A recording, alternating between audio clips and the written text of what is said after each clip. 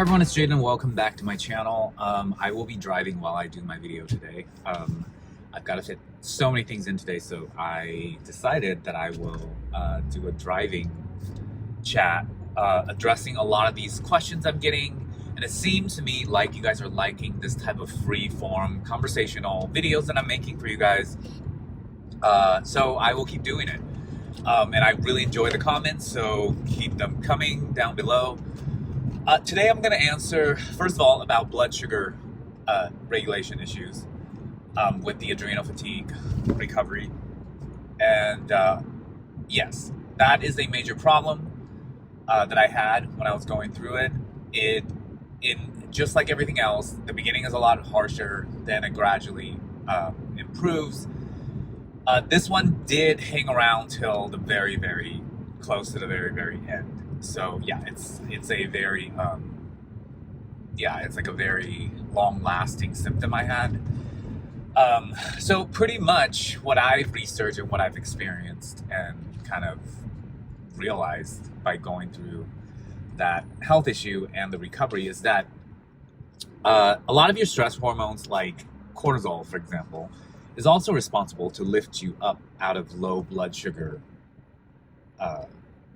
state, right? So if you're low in blood sugar and you don't have sugar in your system, or your body is not functioning optimal, your body uses cortisol to lift your blood sugar back up. So if you're having adrenal fatigue or like this type of hormonal imbalance health issue, few things could happen, and I personally had experienced all these things. So one is that you can just have low blood sugar all the time because you don't have enough cortisol to pull you back up. Another is that you have cortisol to pull you back up, but when your body utilizes cortisol, because it's imbalanced in your adrenals, because of the chronic stress that you cause on your adrenals to be imbalanced, it comes along with anxiety and adrenaline rushes and like anxiousness. So a lot of times I'll be finished eating and then a few hours later my blood sugar is dropping and my cortisol is balancing my blood sugar, like it's lifting it back up. But then I would experience panic attacks, anxiety attacks, that adrenaline rush that I talk about in other videos, just that general like feeling of like something is not right, that hyper, that like fight or flight, like hard to describe but yet so awful feeling, right? So I would often eat and feel okay, and then I would, as I'm digesting the food and my blood sugar is kind of like dropping a few hours later, I would get those symptoms because when my body would use cortisol, that would happen. And so it actually very much confused me for a while because I thought, wait, should I be eating this? Why am I eating this and feeling bad? And so I had to sort that out, like I didn't know it was actually that my cortisol was trying to lift me when my blood sugar was kind of dropping, which is normal. And a normal healthy person that doesn't have this issue, their body just does it and they don't feel any kind of side effects. A side note, so you can imagine cortisol is being used in many other things like coping with stress and stuff like that. So anytime you're stressed out and you need to cope with stress, cortisol shoots out, you get these like messed up symptoms because the system or your stress hormone system is not working well, right? Because your adrenal glands secretes the cortisol along with adrenaline. So when your adrenal glands are like messed up, you don't know what the balance is secreting. So you could just need cortisol, but then it'll like, because it's dysfunctioned, it will like also shoot out adrenaline. So a lot of times when I was stressed out and my body wanted to cope with stress, it would not only shoot out the stress balancing hormones like cortisol, it would also shoot out adrenaline. So I'd be like freaking like on a roller coaster ride while I was still trying to cope with stress. So back to the blood sugar. So in the beginning, it's very hard because you're trying to heal, right? Like when I was trying to heal my adrenals, my hormone system, that took time. But then I still need to eat. But then if I ate and my blood sugar fluctuated, my body would do what it's supposed to do, which was use my cortisol or whatever hormones to balance out my blood sugars, and it would be dysfunctional, and I would experience those symptoms. So it was very, very difficult because you kind of have to do the right thing and still, in a way, suffer, but continue to do the right thing until you heal. There's a lot of this journey that is a lot like that, where blind faith is needed sometimes.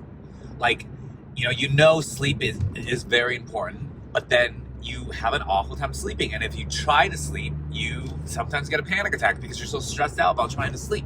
But you still gotta sleep because sleep is what's gonna, heal you. So you kind of have like that blind faith in that it's gonna work out. And I was certainly challenged with that.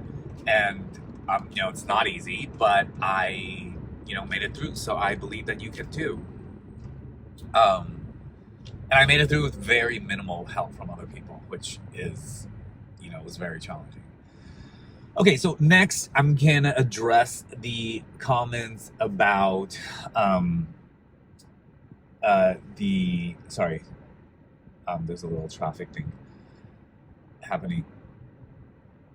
Okay, that's fine. Sorry. So I'm going to address the comments about being depressed. Did I get depressed?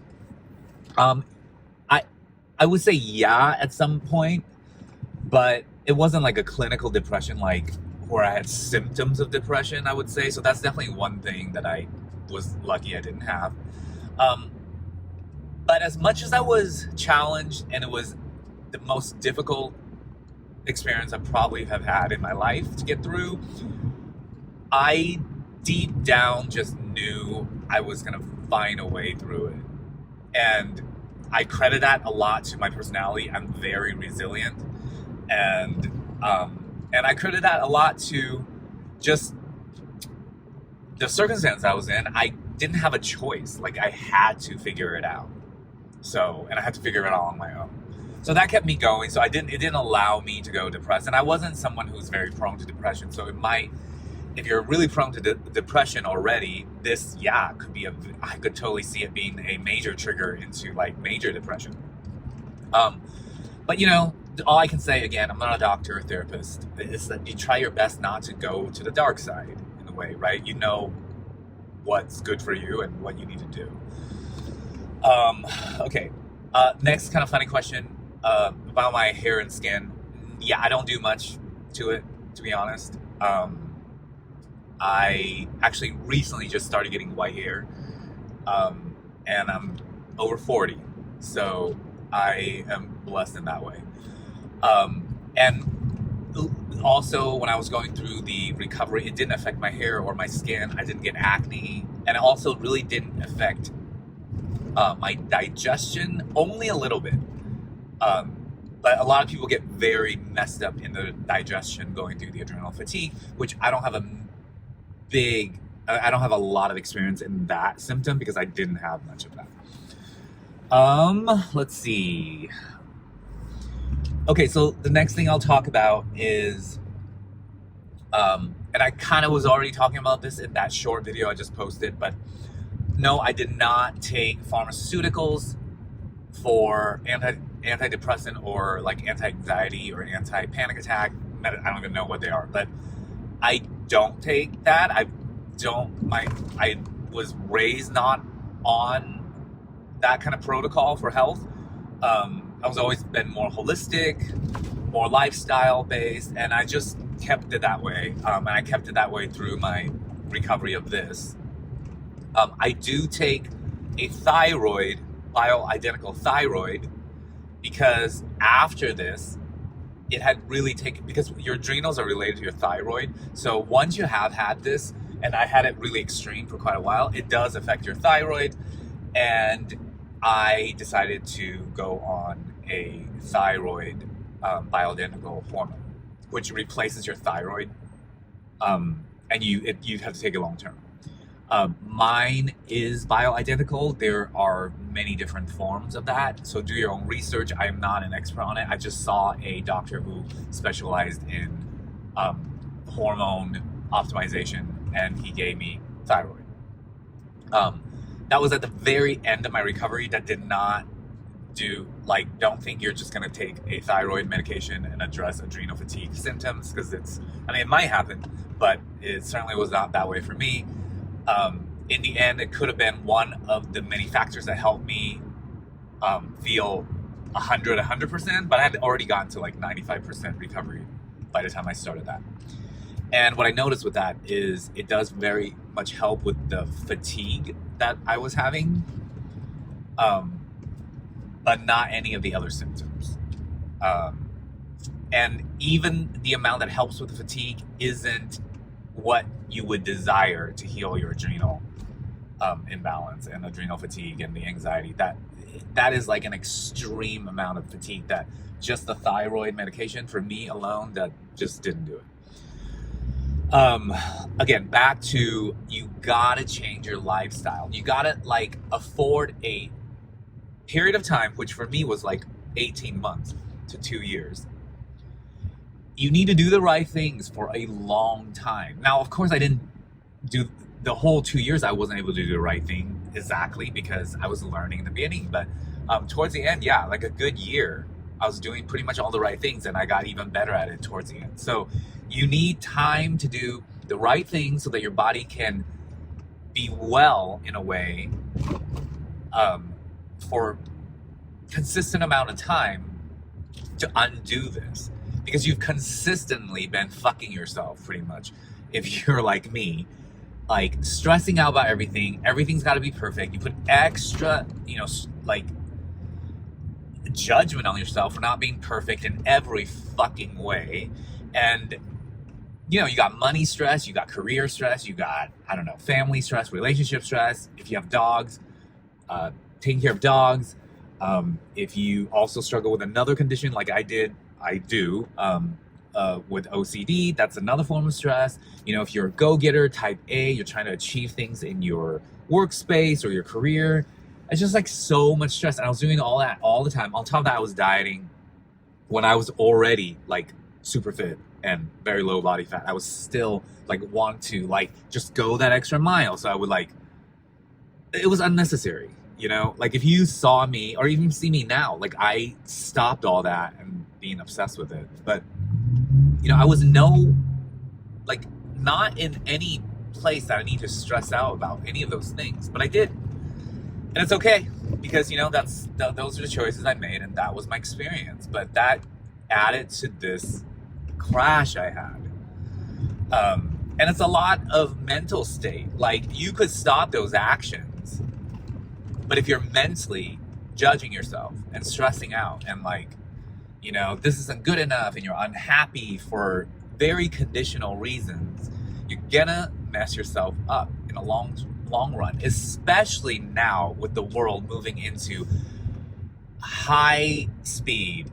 Like everything is fast. You order something that you want, it comes to your house like the same day sometimes. Everything is sped up. We have all these devices around us. We have, all these networks, Wi-Fi, and all this stuff going on that is new. And there's some scientific evidence. There isn't for some of the things, but in general, logically, I just know, and I could feel and just believe that we're kind of evolving very fast. So anytime you evolve fast or do something fast, it's a stress on the system. So we're already going through a lot. And so if you're going to add all that plus what I just said previously, you're gonna run yourself down. I mean, it's a miracle that we're not all like on the ground twitching, right? So there's a lot to be thankful for, that our bodies are amazing. It's taking care of us. So you gotta find time to prioritize that. Lifestyle change, mindset change. And for me, I had to eat normal, like not normal, but like I just had to give up the strict, food control and all this stuff that I was doing. And then sleep, and then quality of sleep, all that. and being around the right people. You know, stop being around people that keeps putting you in a stressed out mode. You don't necessarily have to end a full relationship with them, but you might want to take a break if somebody's personality or somebody's interaction with you is constantly, you know, adding a lot of stress, or if it's toxic for you, or if it's abusive. Those are all things that I had to look at. I mean, it was a lot of things now that I'm talking about it, but do that because you're important. You know, you're like the most important person to yourself. Without yourself, you can't help anybody else. So help yourself first. Love yourself, guys. I learned that the hard way. I used to kind of shrug at that saying, like, love yourself and all that. I'd be like, oh, that's a little too cliche for me. Like, I'm doing, you know, the right things. I don't need to be that goo goo gaga about, you know, whatever. But it's true when it came down to it. Gotta really love yourself. And you gotta really take time. So I hope that answers some of those questions. I will continue to do these videos. I'm now at my appointment. So I will see you guys in the future video. Please like, subscribe. God, I hate saying this part about YouTube videos. Anyways, like and subscribe. It helps. And I like it. I love it. Comment and share my videos. Enjoy your rest of the weekend or whatever day this is when I upload this, and I'll see you guys next time. Bye.